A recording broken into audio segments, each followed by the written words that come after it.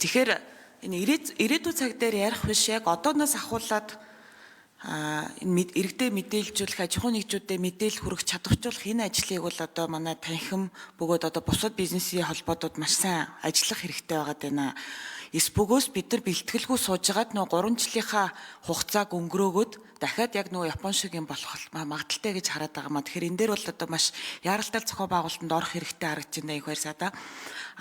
Энд ашрамд бас нэг зүйлийг хэлэх гэж байгаа нь Европын холбоотой манайх бас GSP Plus гэд хөнгөлөлттэй тарифын хэлцээртэй байгаад байгаа. Зарим барааны зүйл анги дээр бол одоо бас нөгөө хэлцээрийн хугацаа дуусж байгаа гэсэн ойлголттой байгаа. Энэ тал дээр бас ямар ажлууд хийгдэж байгаа вэ гэдэг нэг асуулт байна. Тэгээ Европын холбоороо ч гэсэндээ бид нар ийм уулуурхайн бус экспортыг нэмэгдүүлэх тал дээр бол маш их анхааралтай бас ажиллах хэрэгтэй байгаа даа. Тэгэхээр одоо байгаа одоо зурагдцсан одоо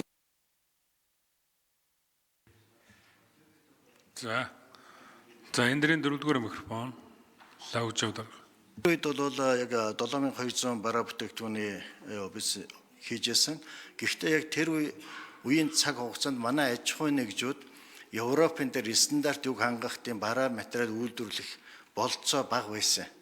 Одоо бол энийг манайх ялангуяа тэр ноолуур, арьс шир, зарим нэг төрлөөрөө бол хангаж байгаа. Жишээ сая бол Итали улсад хийсэн айлчил дээр бол манай яг Итали улстай хийж байгаа бизнес худалдааны харилцаа ер нь 60-40 байгаа шүү дээ. Энэ бол маш амжилттай явагдаж байгаа. Гэхдээ энэ бол ноолуур манай арьс ширэн дээр байгаа шүү. Гэхдээ бидний өөрийн бас бэлтгэл талаас манай аж ахуйн нэгжүүдийн хэрэг ялангуяа түрүүн хэд хэдэн гишүүний тавьж яасан татварын бодлогоор төрийн бодлогод байх хэрэгтэй. Нөгөө талаас энэ гэрээ одоо үзэглэлээ гэхэд бид нар миний бол одоо танхимын ерөнхийдөө хамгийн хайж байгаа асуудал бол санхүүгийн төлбөр тооцооны асуудал байгаа. Энэ бол гэрээнд тусгаагүй. Өнөөдөр бол яг энэ улсуудаа ялангуяа Оросын холбооны улстай энэ санхүүгийн төлбөр тооцооны асуудлыг Монгол